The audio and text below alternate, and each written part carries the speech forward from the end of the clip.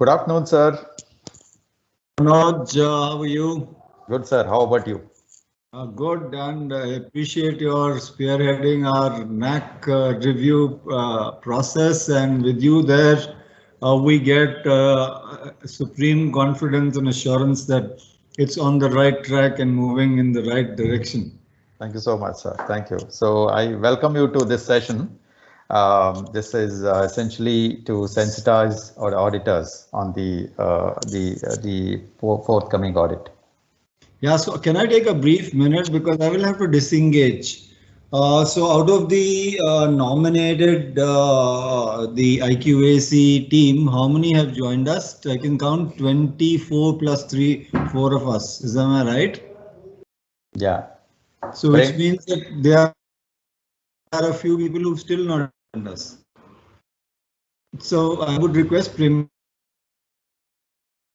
concerned, and I would just like to start with a message that is that everyone who has joined and who was here and has not been able to join us, it is a very onerous and sacred responsibility that you've been entrusted with, and we expect that you fulfill it in word, action, and deed, in the sense that what you will be undertaking is a review or a peer review of what will be followed by a Naac inspection.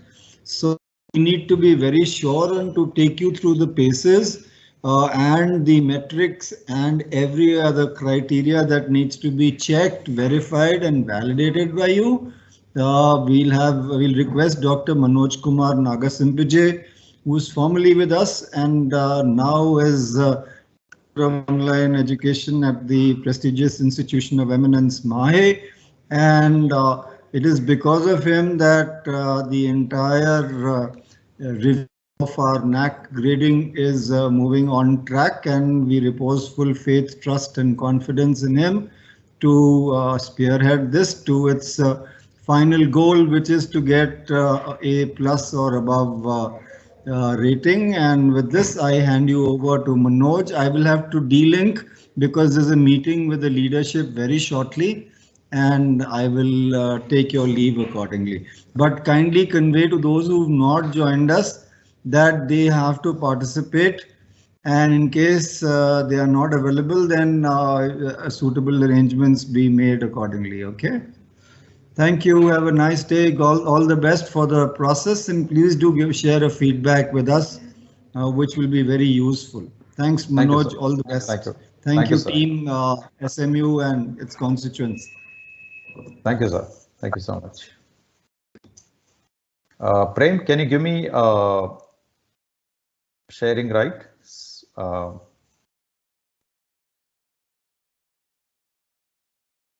Hello, yes, sir. Just a minute. Yeah.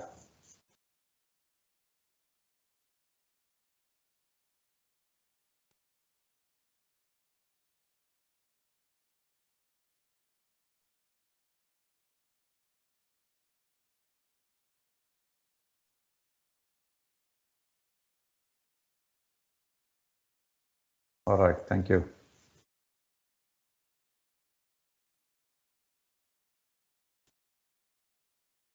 Sir, it's given, sir. Yeah.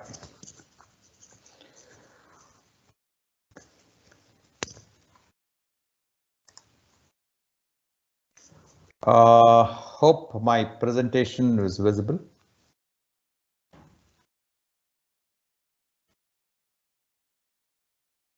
Hello, am I audible?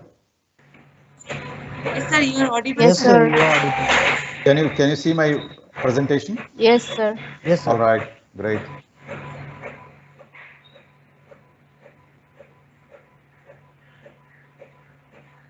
Great.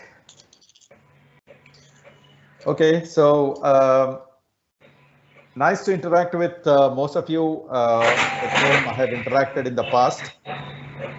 So we are in the last lap.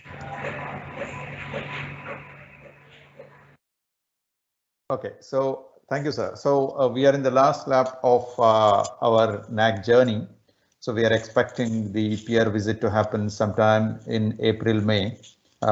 Looks like it might happen sometime in the beginning of May with the kind of pace with which the Naac is working, right? So essentially, this sensitization program is to kind of carry out the preparedness audit. When I say preparedness audit, I would refrain by using audit here, because in this audit, it is not the fault finding, it is a fact finding exercise. And also together we are going to create awareness about certain areas which every department should know. And this exercise will bring everybody on the same page. That's the objective of the preparedness audit. So over the next 15 minutes, I'll take you through a few pointers and the metrics on which the PR visit will happen, and the PR team members will seek the information. Okay, here we go. Okay, let me take you through the succinctly the what is this PR visit and entire Naac journey. So as of now, we have completed the first step. That's the self review against the standard set by the Naac. We had submitted SSR and we have completed the DVV process, and whatever we have submitted as our claim has been considered. And out of 115 metric on which the institutions are evaluated, they have already evaluated the institution on 79 metric, which constitutes quantitative metric, right? So we have already completed this, submitted our required documents against the claim. Next is on-site peer visit, which will happen sometime in end of April or maybe sometime in May, right? So they will constitute a peer team, selecting members from different domains, because they will choose domain experts based on the kind of programs that the institution is offering, right? So next step is based on the peer team visit and based on the report submitted by the peer team to the Naac, they will consolidate the scores of quantitative, the DVV or the quantitative metric, and they will club the scores given by peer team against 36 metric. So when I say 115, it is 36 plus 79. We have already completed the evaluation on 79 metric plus few metric from 36 also, where although it was qualitative, but it was based on the kind of the photograph that we submit, the documents that we submit. I would say around say about 8 to 10 metric they have evaluated, the qualitative metric have been evaluated in the online mode itself. So about, I would say, the 28 metric they might capture the information during the peer visit, right? So once they submit the report, it will be submitted to Naac, and then Naac will declare the accreditation status of the HAI, right? So this is the reassessment cycle, which we have gone for reassessment based on the poor grading that we got last time. We were confident that we should get a better grade, so that's why we had applied for the reassessment. So now during the peer visit, what typically happens is they are required to verify, validate, assess and score the institution in respect of the qualitative metrics. We call them as QLMs, as described by the HAI in its self-study report. So we want every one of you to go through the SSR, especially the qualitative metrics, some 36 metric on which we have given the description. This is a generic description considering the practices in various institutions and the departments. Okay, during the visit, you will capture more details about these qualitative metrics, and we will get to know what is practiced in each of the department. If some alignment has to be brought in, that we are going to do as a course correction, right? So this is the overview. I will now take you through the qualitative metric. What typically happens is, although they look at the Naac expects peer team members to focus only on qualitative metric. They are not supposed to look at the quantitative metric. What typically happens is Naac will give the SSR to these peer team members. They will go through the SSR, and if they have doubt on any of the quantitative metric, they are supposed to contact Naac, get the required details, and then maybe they can interact with HEI's, the stakeholders. They are not expected to check any quantitative metric during the peer visit. This peer visit is basically on the qualitative metric, but if they have any doubt while going through the SSR, they might pick those things, consult an act and get the required information and the consent approval from the Naac to verify this on the campus. So without consulting Naac, they are not supposed to touch any quantitative metric. That's the guideline given to assessors. Okay, but we should be ready on most of the metrics that for which we have claimed in the SSR. That's why we expect each one of you who are going as a team there to understand each and every metric and the description that has been given in the SSR. Okay, here we go. So I will take you through the metrics. Totally, there are 36 metrics on which the peer team visit will happen.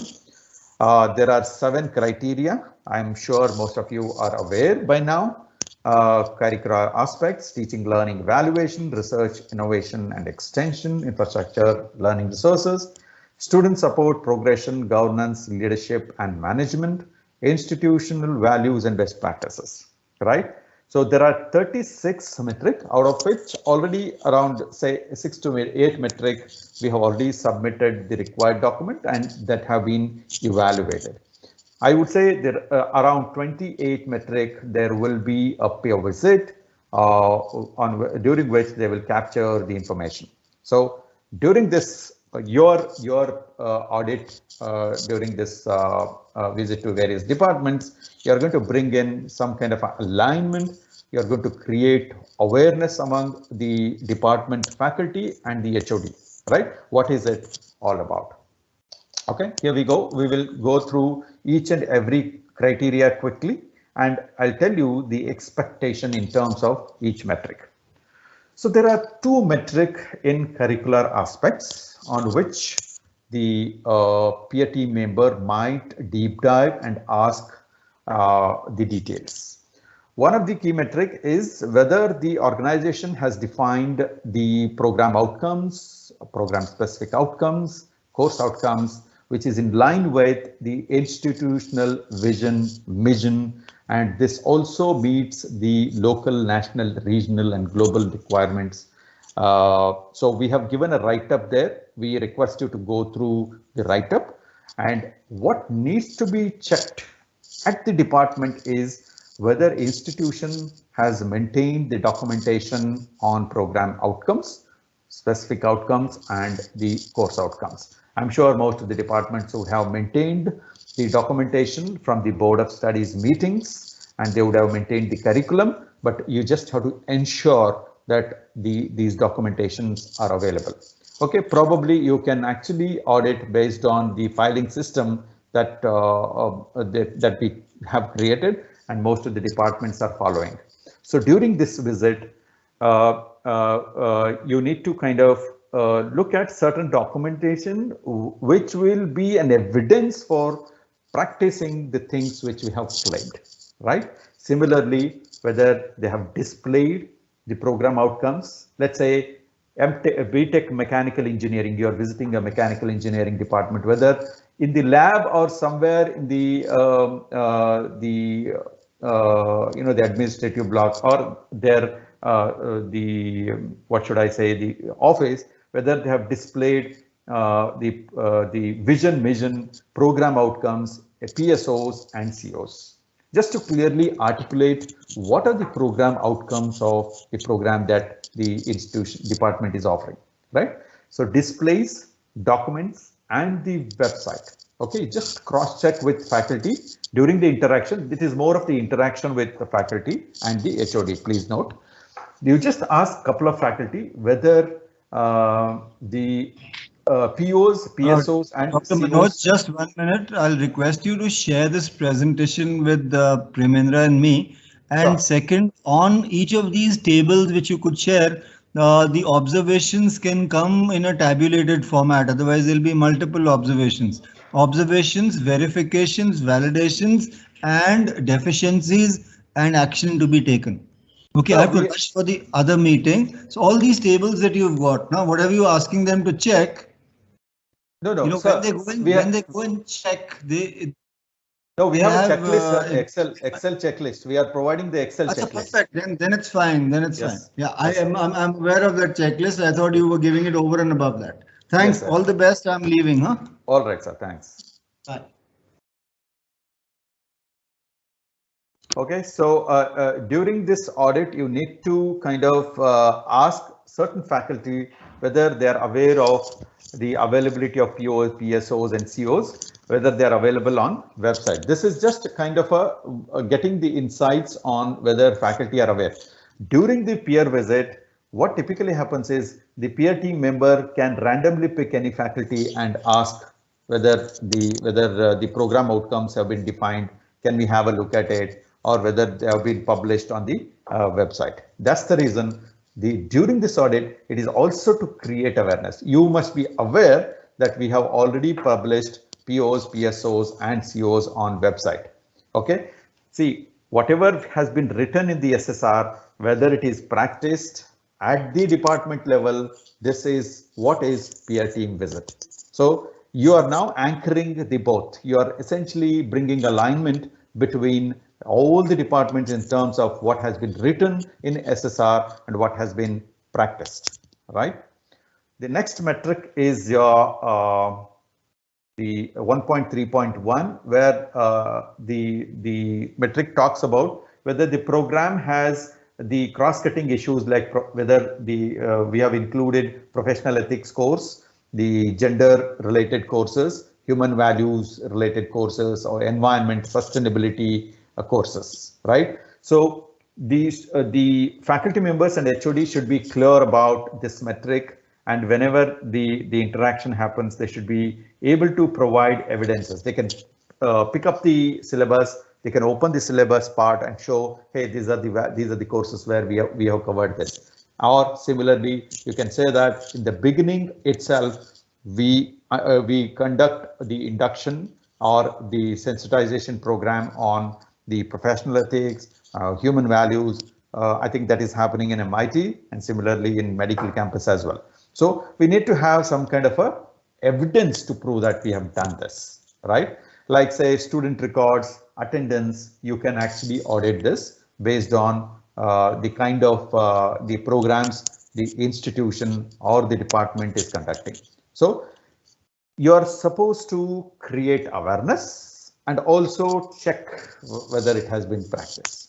So by doing this, you will find two aspects. One is you may come across the situation like the faculty members have no clue about what is happening in this metric. What is happening in the department with respect to the expectations of this metric. Okay, so you can note down in the report. So every interaction, whenever you observe, be it the awareness issue or the non-availability of the document. So these things should be reported in the final audit report that you are preparing. So this will help us know where are the pitfalls, the deficiencies, so that we can bring in some alignment among all the departments. All right. So these are the two metrics of the criteria 1. Let's go ahead. The criteria 2 will have the one of the key metric. Every peer team, we observed that this is the key metric on which the interaction happens. Whether department has a mechanism to assess the learning levels of the students. Okay, whether you have the guidelines to identify slow learners and advanced learners, right? If there is no approach in the department, probably they can come out with their own approach and identify slow learners and advanced learners. And this can be normally done by result analysis, right? Most of the institutions and departments. So result analysis is an indicator that no, the result is an indicator that this is a slow learner based on the CGPA or whatever if they are the failures, they will come out with the remedial sessions for those students, right? There should be standard operating procedure on assessment of learning levels. Okay, just interact with the HOD and faculty and try to understand whether they are following some approach to identify slow learners and advanced learners, and whether they are conducting any remedial programs for slow learners, and is there any additional learning opportunity for advanced learners. Those things have to be captured during the audit. Okay, so what typically happens is sometimes they may be practicing, but they have not documented it. So you can advise that, ask them to document what that has been practiced as the standard operating procedure, and if they have actually maintained some records, that can be approved for following the kind of assessing the learning levels at the various department level. Okay, this is one of the key metric. Please note, I will flag this as the key metric for peer visit. Okay, most of the peer visit, this is one of the metric, most of the conversation will happen. Next is whether the department gives opportunity for students to experience various types of learning, like the student-centric methods, whether it has the experiential learning, the participative learning, and the problem-solving methodologies. The teachers use different methods to articulate the concepts in the curriculum, right? So when I say experiential learning, participative learning, and problem-solving methodologies, you as an academician, you can actually identify what is it all about. So essentially, we will have the projects, industrial visits, outreach programs, internships, and other community-related activities will expose them to different learning experiences. So what you need to do is you can capture just during the interaction, they will tell something. If they don't know what is the meaning of this, it's your responsibility to tell them, hey, this is all about, because they might, the moment the peer team member asks whether you provide opportunity for experiential learning, they may not be able to answer. Some of the new faculty members, I'm saying. So you have to tell them that, see, the internship, when student goes there, he will get experiential learning. So similarly for medical program, nursing program, the folks will be put into the real workplace, and they will get to learn about the various aspects of their curriculum in the workplace or the industrial setups, right? So what you need to check is whether teachers and the HOD is aware of these student-centric methods. Okay, they may not be knowing the terminologies, but they have been practicing. Just to bring in alignment, hey, these are the terminologies, and what you are following is rightly fitting into this requirement. That's the role you are going to play during this preparedness audit. And then you can actually also ask them to maintain the records if they are not maintained, okay, and bring in some kind of a clarity on how to do this, right? See, already most of our departments have been exposed to the first cycle of audit, and they know what are the requirements. They have been practicing this, but normally there is an attrition. The people will come, people leave. So some junior faculty may not be aware of this. So this audit will bring everybody on the same page. That's the objective of this preparedness audit. Okay, that's the third metric. The next metric is whether teachers are using ICT enabled tools to teach. This is not a very relevant metric right now, because in the last 2 years, most of our teachers, have shifted to ICT enabled teaching methods. So you just have to kind of ask them what are the tools they are using in the department, whether they are integrated SWAYAM, Coursera, the various kind of teaching learning resources available online, and what are the tools, whether everybody is using the PowerPoint based, the teaching methods. Just this is only awareness check. Okay, you don't need to kind of check for any of the proof here.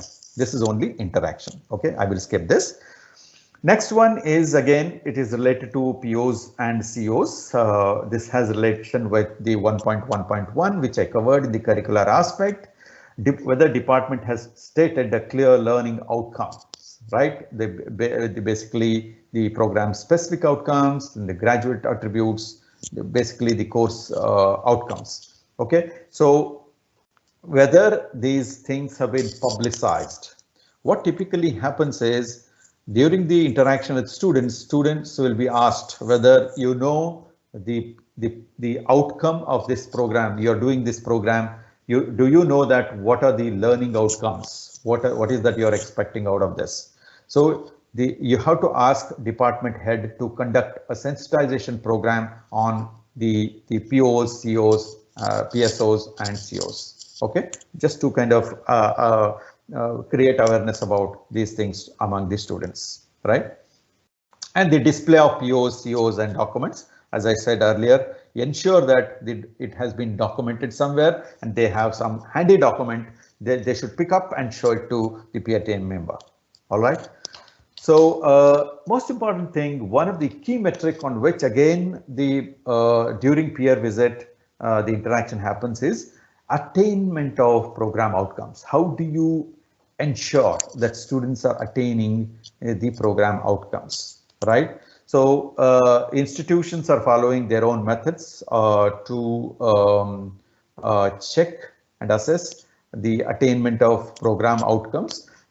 This is by way of collecting feedback from students. You also check whether the departments are collecting feedback from students, whether the feedbacks have been analyzed and they have been discussed in one of the department meetings, whether it has been discussed in board of studies or say approved by the institutional committees or meetings.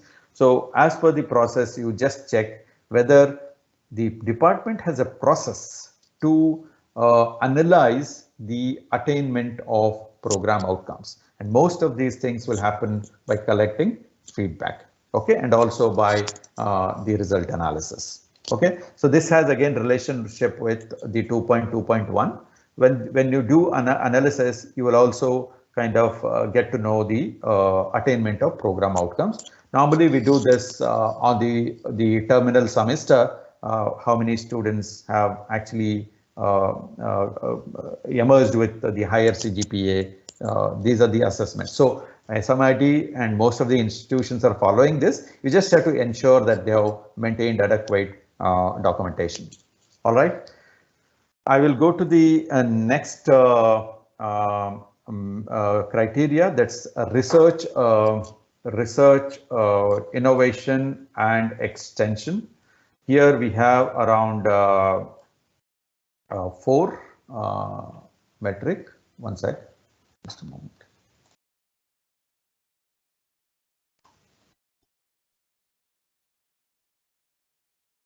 Stuck. Okay.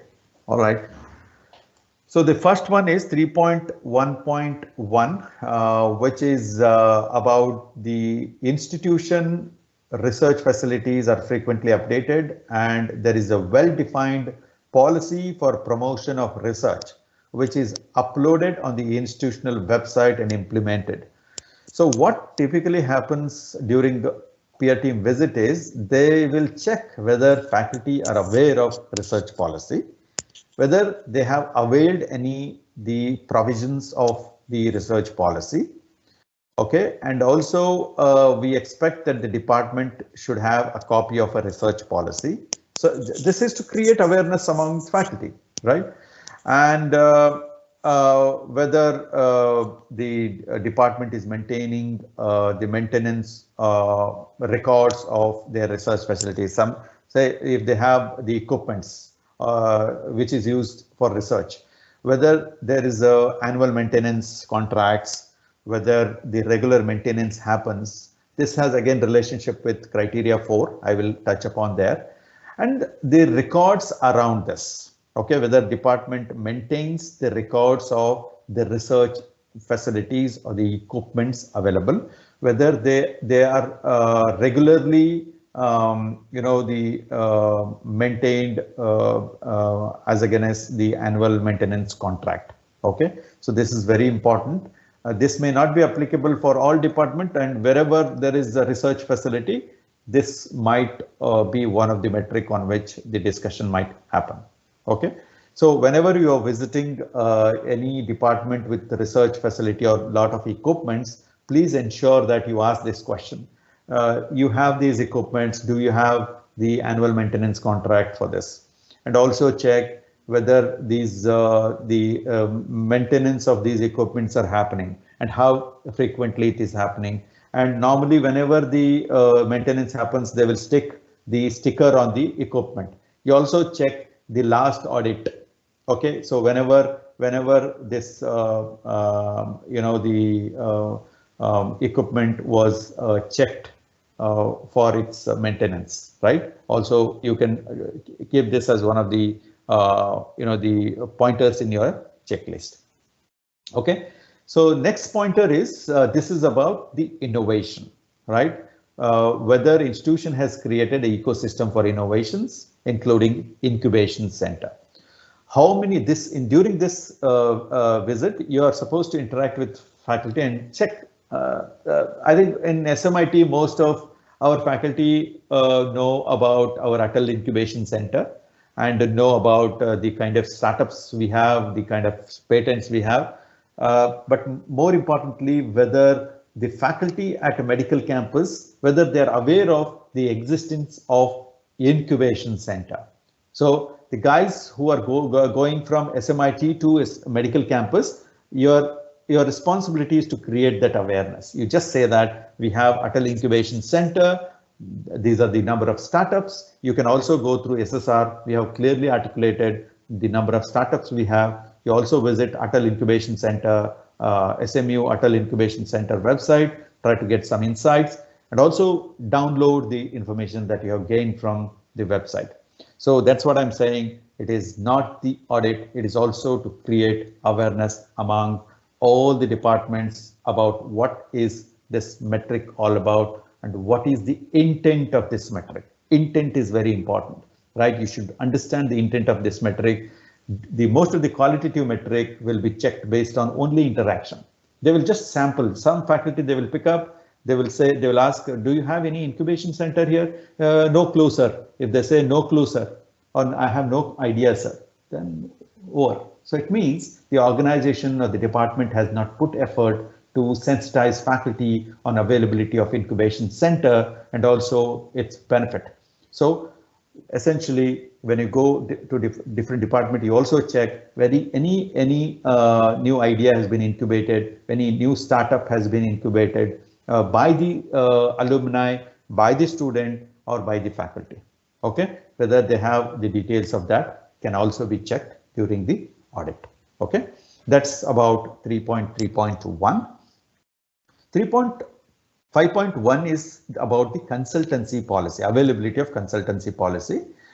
This is clubbed with our research policy, essentially. While talking about 3.1.1, you also just ask them about the awareness about consultancy policy and also check if they have any consultancy projects, right? And also check is there any sharing between the institution and the consultant or a faculty, because this is the most important metric where the PTV peer team member might ask. They will ask, do you know that you are, because they will go through the SSR and they will ask the question to faculty just to randomly check whether the faculty are aware of this, right? So just ask few faculty whether they have kind of awareness that no, there is a revenue sharing between the institution and the individual who receives the consultancy project. And the last one is the 3.6.1 is extension activities in the neighborhood. So every department has one or other club, which I'm sure, or they might work at the student council level. This is a random question, again to create awareness as well as to check some fact. Whether department has clubs, capture that. If they have a club, and you also check what are the kind of the community projects they have conducted, activities conducted. Just a few details, not the detailed one. Maybe what you could do is you can ask each department to provide the write-up on this. It will help us in peer visit. We can include these write-up while we are submitting the final report to peer team, right? So that's why I'm advising you to kind of ask the department head to provide the details of the club available in the department, and also the kind of activities they carry out year on year. Not to get all the list of activities conducted, just a gist of what has been in the form of 1 or 2 paragraphs. That's all. Okay. This is about research, innovation, and the extension. Let me take you through the next one, infrastructure. This is again, I will just quickly cover this. This is more of awareness, because this has been, most of it has been already covered in the the quantitative metric, and these things, this interaction will happen with engineering department. Okay, but nevertheless, the department should be aware of these things, like whether institution has adequate facilities for teaching, classrooms, laboratories, computing equipment. So what is that you need to capture during the visit is you just have to kind of ask how many classrooms are used for delivering this program. Most of the classrooms are shared one. Okay, there is no dedicated classroom for each department. Okay, so just check the availability of timetable, and in the timetable they will mention the lecture halls. Okay, that's all. So during your visit also they will also check some timetables, whether the department prepares some timetable for their program delivery. Okay, so not to kind of worry about criteria for basically creating awareness, not to audit anything. Similarly, 4.1.2 is whether the institution has adequate facilities for cultural activities, yoga, games, sports. You just ask them about awareness about the sports facility, whether sports facilities are used by faculty, students, that's all. Okay, not to kind of deep dive into it, not to waste time on this. Okay, just one question, quickly finish it. Availability of general campus facilities and overall ambience, again awareness, you just go through the SSR. Okay, and we have given a write-up, what are the facilities available for faculty, students. Okay. Similarly, the library facility, whether students are using, whether even department level libraries are available. Most important one is you should ask faculty that whether they have remote access to library. This is very important. They will check this. One of the key. Okay, so somebody is saying PPT is not visible. Is it correct, Prem? Hello, Prem, are you there? Hello, PPT is visible. Visible, Okay. sir. It is visible. Because somebody has pinged here, PPT is not visible. Okay, maybe they have internet connectivity issue. Okay, I'll go ahead. So again, the 4.2.1, 4.3.2 is also IT policy and all that, is not to worry about this. This is again handled by IT department, but they should be aware of this. What is the kind of facilities? If they come across any IT issues, how do they approach the IT department? They should be available. They might check actually what if you come across any issues in the computer, how do you approach this? How do you contact? So there should be a process to kind of address those issues at the department level. So this is again an awareness. 4.4.2 is essentially the established systems and procedure for maintaining and utilizing physical, academic and support facilities, be it laboratories, libraries, sports complex, computer and classrooms. But here at the department level, what you need to check I told you already this has relation with the criteria 3, where I covered the research facilities.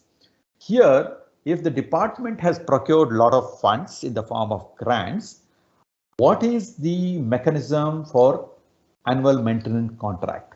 Whether they are maintaining those equipments, what is the SOP for maintaining those equipments, and whether the department maintains those agreements if it is at the department level, but most of the agreements will happen at the institution level or the university level. Not to worry about this, that's why I have put if any. Okay, so just ignore this. Only thing which they might randomly check while just going through the laboratories, they will just check the last when the equipment was repaired or maintained, checked for preventive maintenance, because this is more for a preventive maintenance. Okay, as the preventive maintenance checkups. Every year they will come, they will do some kind of a preventive maintenance, and they will stick the stickers there. So the sticker indicates the last kind of the date on which the audit, the maintenance happened. Similarly, you also check if there is any fire safety equipments around in the lab. When was the maintenance done? There is a date mentioned on the fire safety equipment there. Okay, or fire extinguishers. You also check if any department is using the equipments where there is a likely chance of fire. So those places we normally put fire extinguishers. You also check the date on that. Okay, that's one of the key things which you can check. So criteria 4 is more of awareness, right? But one of the couple of pointers is check for standard operating procedures for maintaining equipments in the department, and also quickly check 1 or 2 equipments and the date on which this was last maintained, yeah, or checked for preventive maintenance. Okay, so let me take you to quickly criteria 5, which is the student support and progression. We have only a couple of metric here. One is the presence of student council and its activities for institutional development and student welfare. Okay, so I'm sure both the campus have student council, and through student council only most of the activities will happen.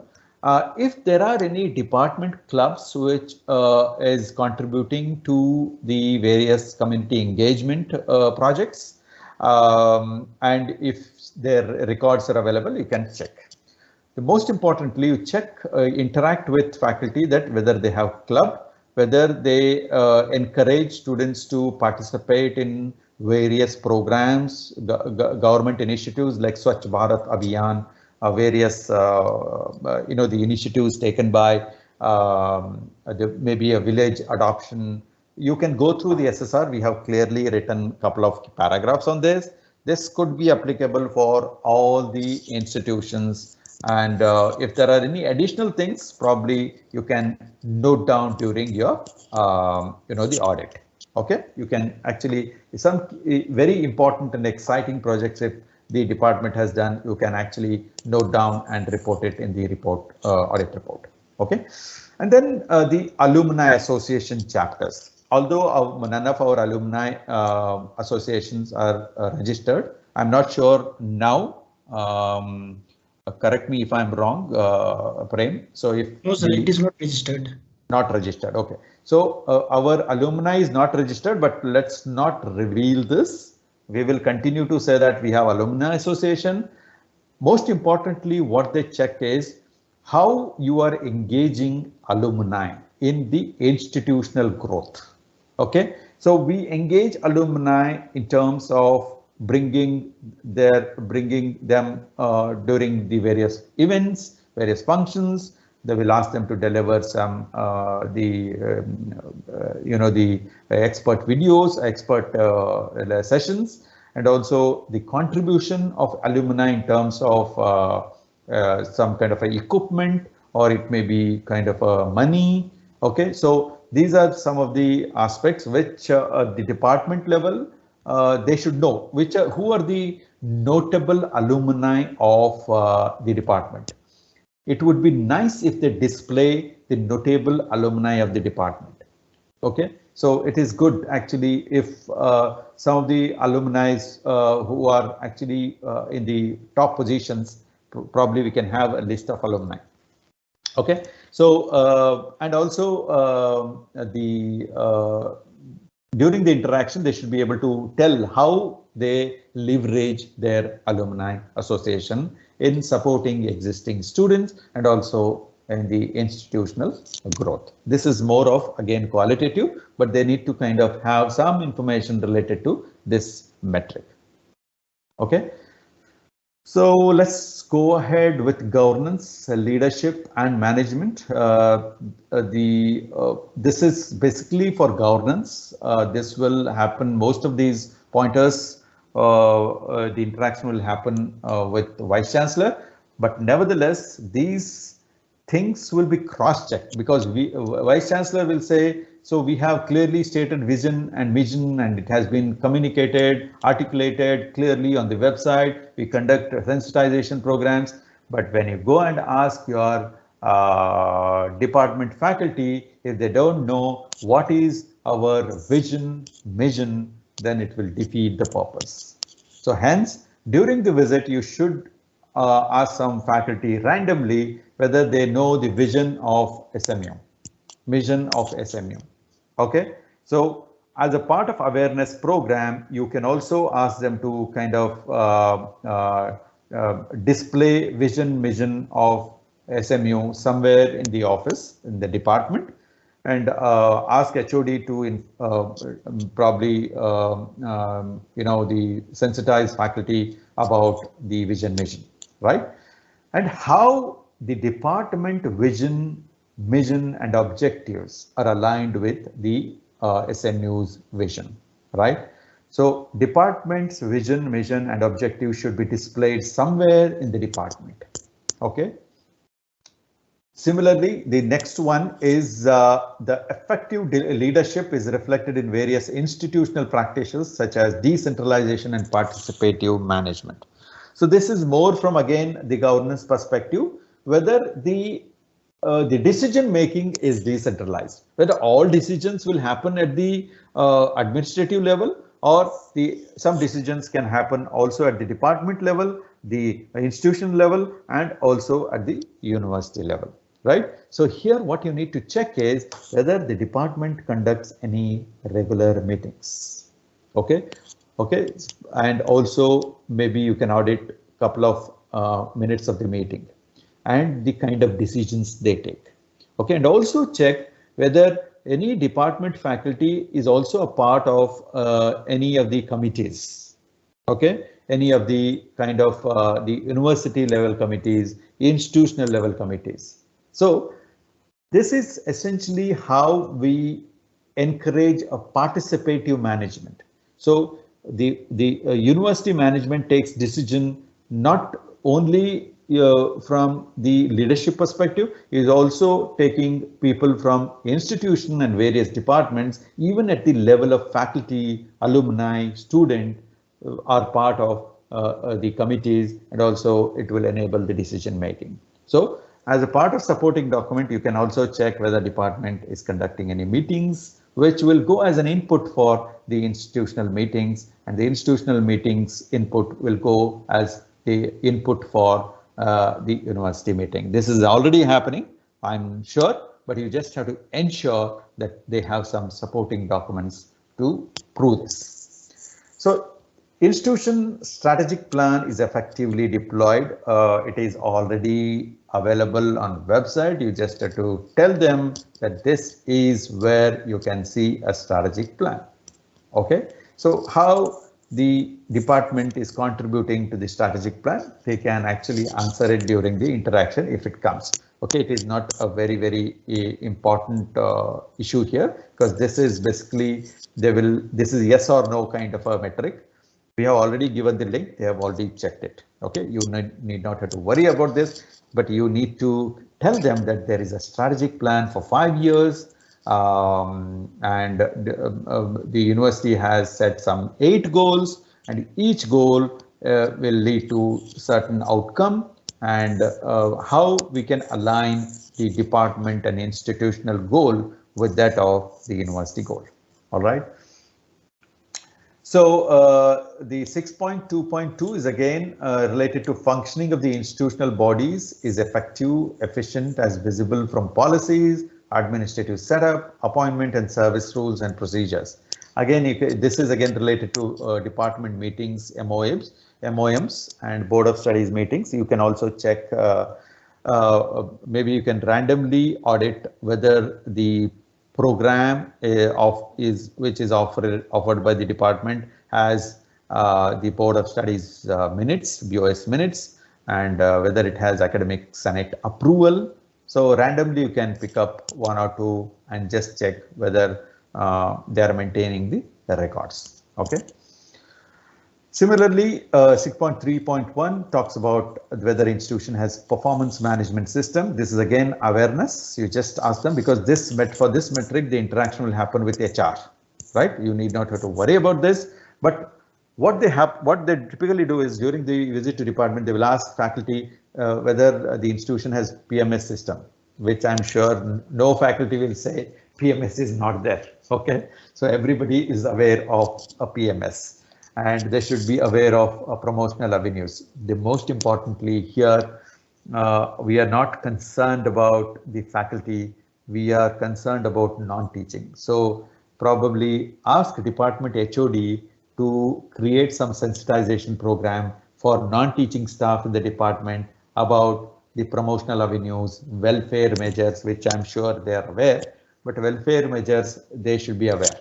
Okay, whatever has been documented in SSR, whether it is true, will be checked only during the interaction with the stakeholders like non-teaching staff and teaching staff. 6.5.1 is more about IQAC. They might check whether IQAC is conducting audits. Okay, so how is the IQAC is contributing to the the improvement of the processes, right? So they will check whether the audit has been carried out in the last 5 years, okay, or what is the frequency of audits, okay, what will happen during the audit. So these are some of the not really a very important one, because again there is a focus group discussion with IQAC team. So but they will cross check in the department level, at the department level, whether IQAC is conducting any audits. All right, this is about 6th. And 7 again has most of the metric which are for which we have already provided the information on the website, but again they will cross check during the interaction with the department level, the interaction. So the 7.1.8 is describe the institutional effort and initiatives in providing an inclusive environment. This is related to tolerance, harmony towards cultural, regional, linguistic, and communal, socio-economic, and other. This is what we have done is we have given a write-up about the diversity in terms of our faculty. We have faculty from various, the regions of India. There's a diversity. Which is a true representation of the unity in diversity that we have demonstrated when written in the paragraph. And how do we kind of value the cultures of each of the group of people come from different states? How do we celebrate various events, be it Christmas or be it Diwali, or be it various events, be it Manipur related any cultural event, or the Mizoram, or various the events from by the people hail from the Punjab. So we have featured some of the activities. So probably what you need to do is whether these activities are displayed in at the department level. Okay, whatever they have done, say they would have done some celebrations by the department, display it. So jo dikhta hai wahi bikhta hai. So I'm saying whatever you do, if you don't display it, then they will not get to know. without they asking, we should display it. So especially when it comes to the department level, the faculty details and the key projects, research projects, the awards and recognitions. If we can actually make, a flyer or some kind of a sheet. Last time we made, I think Pramendra will enable this through the IQAC spokes. So these things have to be displayed. Similarly, 7.1.9 talks about the sensitization of students and employees, the institution to the constitutional obligations. The various activity that we conduct, be it Independence Day or Republic Day or the donation camps, the Swachh Bharat. So these are the activities which are clustered into various metric. So ensure that if any department club is conducting a specific activity by the club, let them display it. Okay, if it is overall, then no issues. During the interaction with the leadership, they will get to know what is happening. But the most of the reflections will happen at the department level. So if let's say humanities department has NSS, active NSS. So display all those activities conducted in the last 5 years as much as possible. Print the color photographs and have nice, the photographs on the a clean wall, so that they will get to know clearly and precisely what are the activities done related to this metric. And the most important one is whether the institution has a code of conduct for students, teachers, and administrators and non-teaching staff. So maybe while you visit department, you should check whether they are aware of code of conduct. One thing, both for teachers and students. To tell you about your knowledge, the code of conduct for teachers and the staff have been included in our employee handbook. Okay, probably you can, the IQAC can share a copy of it. They can actually display the copy in the department's, the office or somewhere. Similarly, for students, we have already displayed the code of conduct, and during the orientation program, we clearly articulate this, and probably you can check whether the department has displayed the code of conduct in somewhere in the department. Okay, so the practices have to be clearly displayed somewhere in the department, just to tell them that this is already available. This will minimize the number of questions the peer team member might ask. Okay. So similarly, institution celebrates, organizes national and international commemorative days, events and festivals. As I said earlier, like Independence Day, Republic Day, and other days, Gandhi Jayanti or whatever. So these are actually at the institution and the university level. But if it is happening at the department level, some of the events are happening at the department level, ask them to display it. Okay, and also give advice to through IQAC that the institution also has to display the events conducted by them, be it a department level or the institution level. Somewhere in the department, at the institution, they should display those the proof of activities carried out. Okay. Please go through the write-ups provided in the SSR. What you need to do is, we are going to send you the checklist. Checklist is basically based on whatever I showed you now on 7 criteria. What you need to do is, after this supporting document, I have kept one more column where there is space for your observation.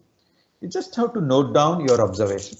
Okay, this is not really a kind of a rigorous document check kind of audit.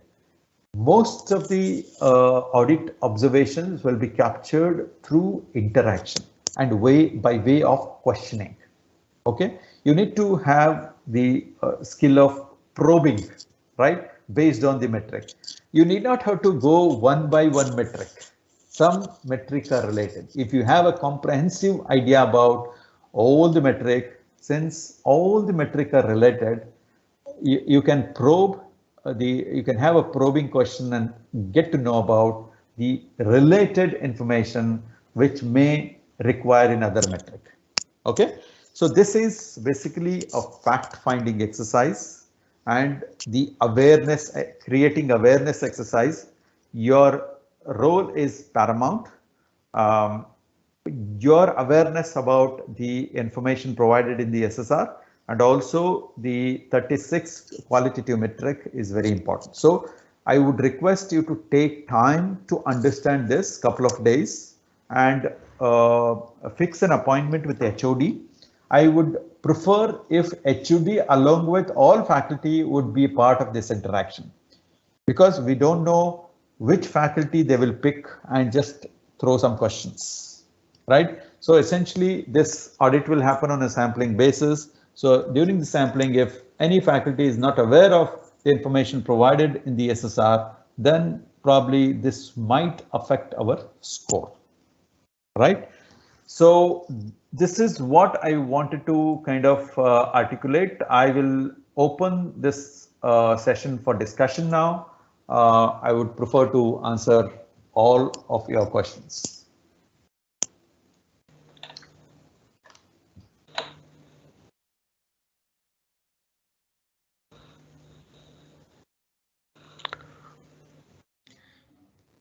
Yeah, Saibal sir, you were having certain questionnaire, I think so. Okay, Tanay sir, you can go on.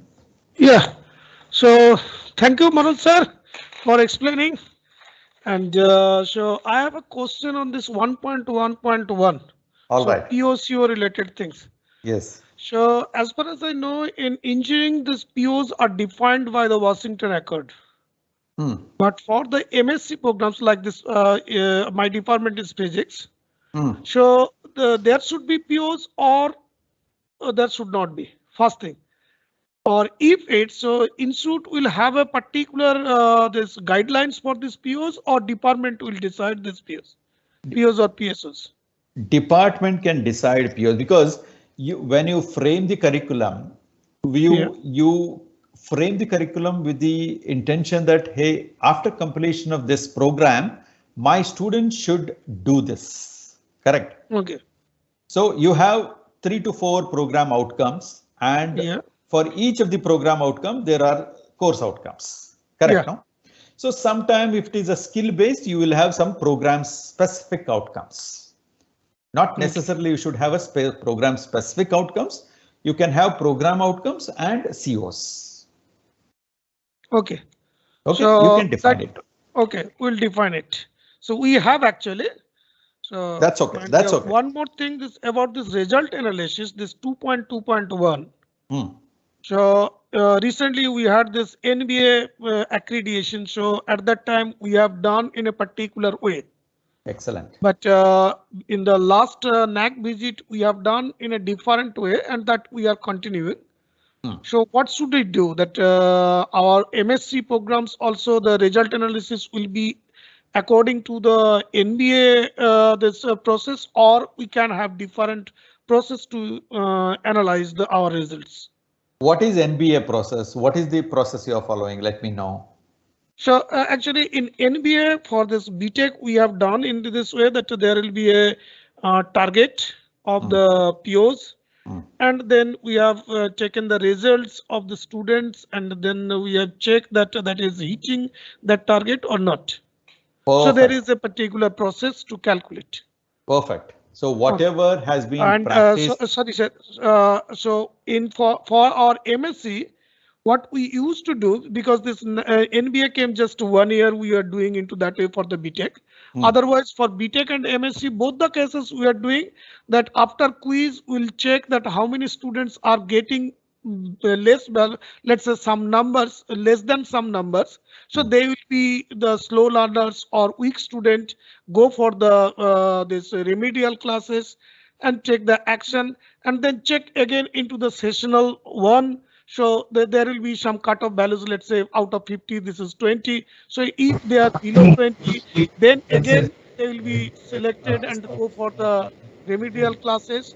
So by this way, every exam there will be an analysis and we'll set a number and we used to take the action according to that. Perfect, perfect, sir. Perfect.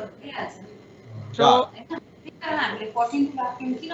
Yeah. so we'll use this one that every exam and we'll set a number and we'll go for the this weak student and good student, and for the weak students there will be remedial classes.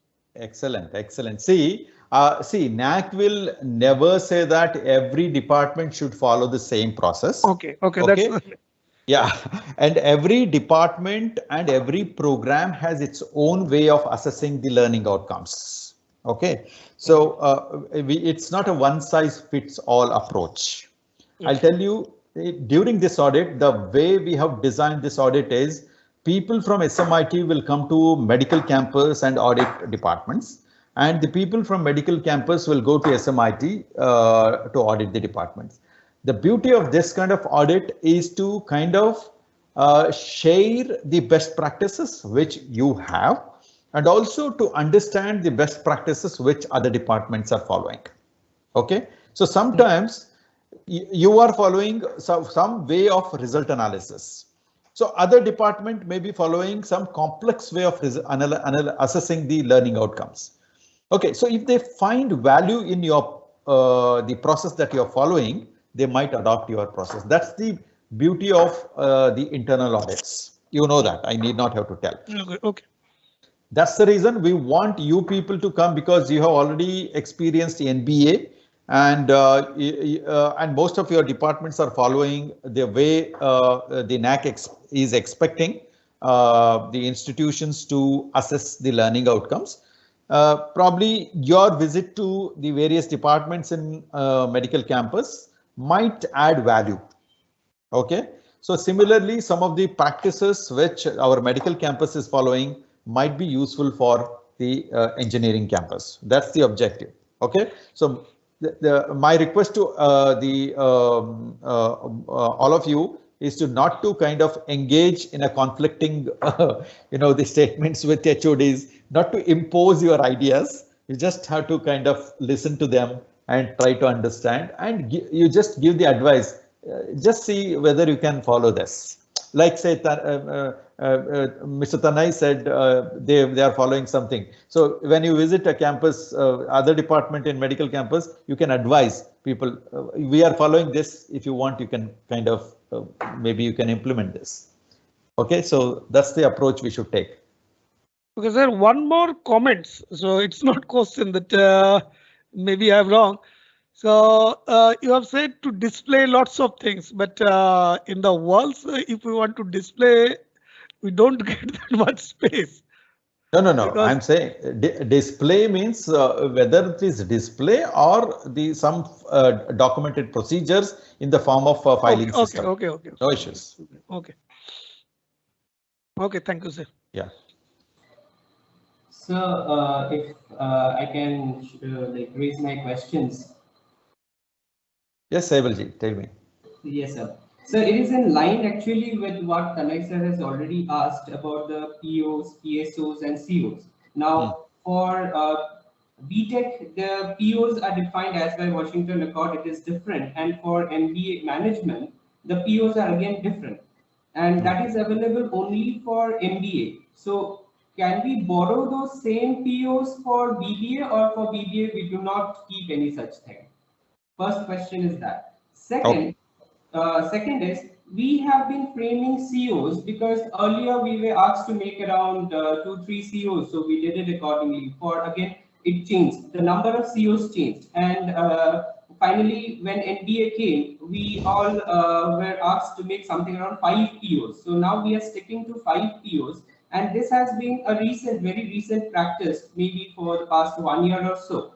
So when we prepare the result analysis and the COPO mapping and the complex matrix which we follow for NBA, like for other departments as they have done. So when we do it, so do we do it only for the years that we started from, or do we do it for the past records as well? Yeah, so I'll tell you, you have asked 2 questions. The first question, the answer to first question is, see, any accreditor. So now NBA and Naac, especially Naac, will never ask you that this is the way you should practice. Okay. POs, PSOs and COs are owned by the institution. And these are approved by the Board of Studies, and these are approved by the Academic Council or Senate. Correct, no? So the owner of POs and COs is the institution. The accreditor like NBA or a Naac or somebody else will check whether this process is in place or not. Okay, so you can take a decision on whether you want to adopt NBA, not to implement any new process and disturb the existing system. So we should